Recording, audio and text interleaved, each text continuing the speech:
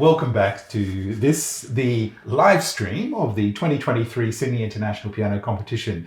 Joining me on the sofa here is indeed Mark Grandison, who is one of the winners of the competition. It's always difficult saying those two words next to each other, which has been part of the 2023 Sydney International Piano Competition. And he's had the great opportunity of hearing his work premiered here, given world premieres here by a couple of the candidates. And welcome. Thank you very much for finding some time, Mark. Thank you. It's great to see you. I'm here for a little while waiting for the next gig to start. Okay. So why not? Well, let's start with first, congratulations. How did it feel to be selected in this competition? Well, okay. I will just correct you slightly there. I won by simply having the work selected, but I didn't win anything when I put it into the competition. But the prize is for this work to be put up for absolutely. The candidates to perform, right? And many of those pieces that were submitted were put up there to be potentially selected. Right. And I was happy to be selected once and just delighted to be selected twice. And then terrified to be selected twice in a row because it was performed at the end of Mr. Kim's performance, and then Uladzislau did his straight after that at the beginning of his. So it's quite bizarre to have a premiere followed immediately by an encore, so to speak. All right. Well, I mean, let's have a little talk about those. Let's talk about perhaps the work first of all, Broken Threads. Can we learn a lot from the name? Sort of. You need a little bit of explanation. So the idea of a thread, in fact, I'll take a step back. When often composers will want to have some structural, formal idea in place to which to pour the notes in a way. And it's a bit like, here's a metaphor I'm not actually in any way qualified to use, but building a house. An architect will plan out the rooms and the way things flow. And I guess for this one, the thread was the beams and the architraves and the structure that kept the rooms together. And it was a 12-note theme. It's not a 12-note piece. But I came up with a series of notes which had certain beautiful and sometimes more challenging intervals in a certain order that appealed to me. And I thought that will be the basis for the whole piece. So that's the thread. You call that 12 pitch sequences or something like that? Yes, it's a sequence of 12 pitches, and it simply stays as it is for the whole piece. Oh, wow. It's not transposed, well, just a little bit, but it's not treated in 12-tone techniques at all. Okay. And it came about, it could have been 6, it could have been 10, but I went for the full 12. And that's the thread. And the breaking of it is that it is increasingly pulled down into just these 6 notes, and then maybe those 6 and those 6, and it's disassembled and reassembled at the end. And so the piece begins with a very explicit statement of those 12 notes in bold octaves, and the piece ends with the same 12 notes in bold octaves, fully chordal, as the book ends. And what happens in between is the breaking and reassembling of those threads. Well, a lot happens in between because there are 8 movements. Yeah. And it's rather technically challenging and needs quite a lot of stamina. Yeah.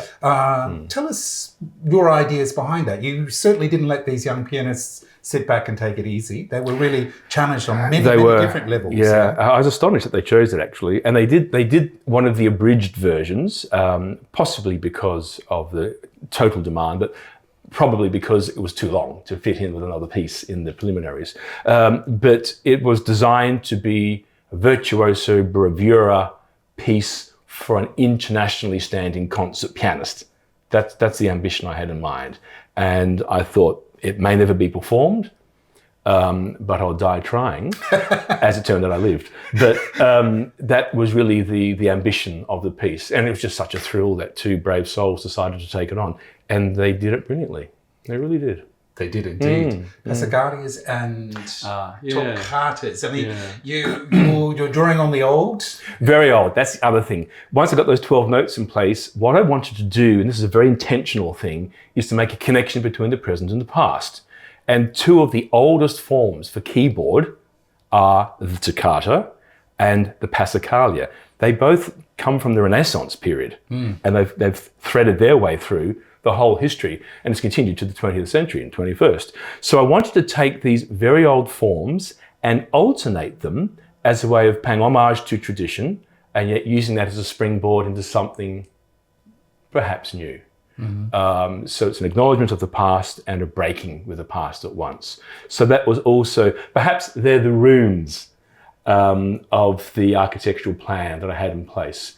And for those of you who don't know, Passacaglia is simply an ordering of notes over which a composer will add harmonies and melodies and so forth. But that's like the foundation that keeps the music together, and it can be placed in the bass line or above the music, or sometimes threaded, dare I say, within the texture. And that's the idea and the compositional technique I use throughout. Yeah. How is it writing a piece like this for a lot of young pianists that you don't know? I mean, so much work of a composer, or many composers, actually have someone they like to write for. They really, okay, I know what the person's capable of doing. I know what their strong points are. So here you didn't know anybody at all. So you're really throwing it out there into the arena to see what happens. Yes, it's an imagined person who I am thinking are familiar with the greats of the repertoire. They know their etudes, they know the great sonatas and so forth of the 20th century. They can play a toccata or two. So I'm imagining they've got those sorts of chops. Okay. Fortunately, whilst I was composing this, I passed it by a very fine pianist friend who would look at it and go, oh, that's cool. Oh, yeah, why don't you just hold off and say that high C to the very end and things like that. And he eventually sat down and slowly, but accurately, sight read the whole thing for me. And that was very important for me to find out whether it was pianistic, because I wanted it to be, because I can do it all at the piano very, very slowly, but in terms of the flow. And he said, yes, it can be done. It's whether someone can get it up to speed. And the answer to that is now yes. In fact, with the toccatas, they both went a little bit over my tempo marking. Wow. Which is cool, very exciting. Yes. A bit like skating on ice actually there, but they didn't fall over. What's it like sitting there, hearing your work premiered for the first time in this type of environment? I've had that many times, and I used to be very, very nervous, and now I oddly just feel very nonchalant. Whatever will be, will be. And it's a good thing, because I can then just relax and almost enjoy the piece of music as I'm hearing it for the first time. I try to do that rather than have the score and the expectations of what's coming up next, because that's a danger. So I did actually sit down listening to them and just sort of let it go and let the music come at me. And it was cool. I was actually moved a few times and terrified a few others, and it was very good. So I was neutral to a degree. I take it that when often you do these things, you have a pianist friend who's able to help you in this respect, but working with someone often when you're actually creating a piece actually helps quite a bit. Yes. In this particular case, the students couldn't come to you, well, the candidates couldn't come to you to work with you. Was that sort of like an extra pressure for you in some ways? It was, simply because... As far as clarity goes, yeah. And you know, there are so many things that are open for interpretation in terms of tempo and pedaling in particular, and how marcato or how rubato, all these things, and not having control over that, or having at least a say. Because what I like is to be able to say to a performer, look, this is what I imagined, and I want you to do this, and I want you to do that. But then I'll say, now that you know that, go away and do what you must. But at least they can take into account my dots and my thoughts on the dots, and then they must own it. And they both gave very different, very different interpretations, which is very pleasing to hear, that it had the scope, or the piece had some largesse to allow that to occur. So that was pleasing on the performances as well. I'm trying to imagine, in this case, you know, you were happy with both the performances, but in other cases, in other pieces where you've actually written something and somebody's performed it and it's upset you, it's been misinterpreted in some way. Yeah. Does this happen very often? It happens maybe a quarter of the time. Yeah. So that's pretty good going. So people don't actually realise they can just pick up the phone probably and have a chat to you if they're playing one of your works, and you probably wouldn't mind helping them or clearing them. Look, I know if I've written some pieces for string orchestra, for example, and I've spoken to some of the string players. I did a violin concerto once, and I had some back and forth with the soloist there. So that has happened over the years. Yeah. Yeah. Which is good. It's rather good, isn't it? Yeah, because people realise that there are advantages to having a living composer. Use us while we're alive. You're dedicated to keeping new compositions in piano programs or in programs in general. Basically, what can we do to make sure that there are not only dedicated musicians doing this, but also that we don't frighten our audiences off? Okay, look, I'm a teacher. I'm a director of music at a school in Sydney, and the solution is and always has been education. And it starts with the students. And so, for example, this year we've introduced this notion of the young composer. And it turned out in one day we had 75 compositions premiered by our year 9, 10, 11 and 12 students. Wow. Workshopped, premiered in a way. And so it's very much alive in our school, and it was done by live performers coming in. And that takes a little bit of money. That can be a problem, particularly I'm in an independent school, so that certainly helps. But the general notion of getting young people to compose as often as possible gives them the experience of creating this miraculous form from this formless world that we're in. And kids, particularly these days, know that the world we live in is chance-based and contingent, and anything can happen at any time. And so it's all in free fall.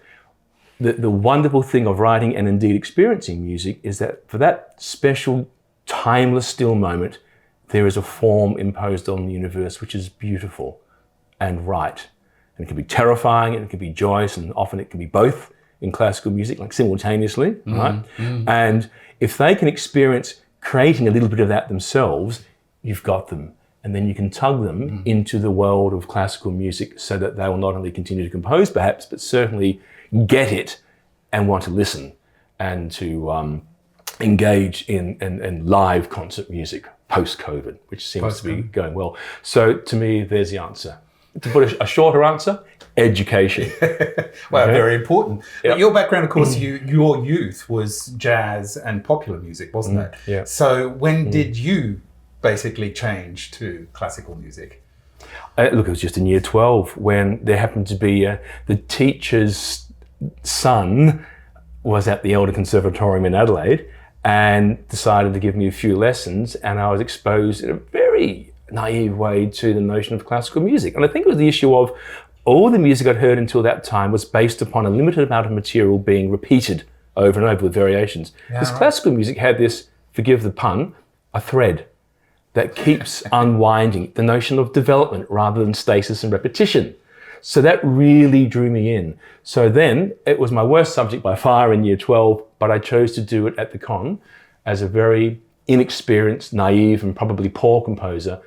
But the passion took me through and I ended up being quite successful, and I knew this was a lifetime journey ahead for me. I think it was Kurt Weill who actually said it doesn't really matter about music, whether there's just good or bad music, yes. you know. And is this the sort of message that you want to try and get across to the students as Absolutely. well? A little bit? Yeah, I think Bernstein doesn't said that matter what as well. genre they compose in or what they do. Yeah, I've just been writing pop music as well for my daughter. She's released an EP. That's been an education. So yeah. My son is a fantastic bassist. He's in this jazz funk band. Love that. And it's either good or it's bad. And that is of course personal, but there's no notion of good or bad styles per se. I don't quite understand what that would mean, because it's sort of like it's a meta-cultural comment, and that's like anthropologically invalid to say it. So it's a stupid thing to say.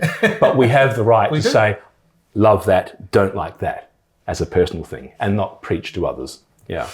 As a music educator and composer, or composer and music educator, what do you think? What's it like doing these jobs in the world today? What is the role of a composer and music educator? We look at the world and the various challenges that we're facing. You know, we have a war, several. You know, we have an environmental crisis. We have a lot of existential sort of problems. I think my role as a composer is not for me to define, never has been, and to some degree I've been immune to that. That's what's kept me going. It's always been based upon an inner urge rather than a public statement that needs to be validated from without. Okay, sometimes there's a long time between drinks when it comes to classical composition. So I'll leave that one there. But certainly in terms of education, I think really there's two sides to this coin. One side is music is intrinsically good. You either get it or you don't. And up to a certain point, I can lead you to that water. And if you drink it and you like it, then I'm happy. It is just a wonderful, humanizing, transcendent experience to have between these little bookends of birth and death. All right, that's what gives the frisson to life. I think music does. That's one side. The other side is beyond music, where kids today, right, with the internet and social media, and here comes ChatGPT-4 and so on and so forth, the ability to listen intently and to focus on one thing. And here I go again, follow that thread of thought or narrative line, be it reading a book, hearing someone talk to you in a speech, or to follow a piece of classical music. That is being lost fast. So the role of music is to help young people listen closely for meaning, to stay focused for more than a 5-second soundbite, and at the end of that, to stop, feel, and think. That seems so basic, but I'm afraid we need to get back to basics a bit there, and I think music education is one way to do that. Indeed. Mark Grandison, it's been really lovely speaking to you. Likewise, thank you. Thank you very much for joining us in this interview here in the live stream, coming to you from the 2023 Sydney International Piano Competition.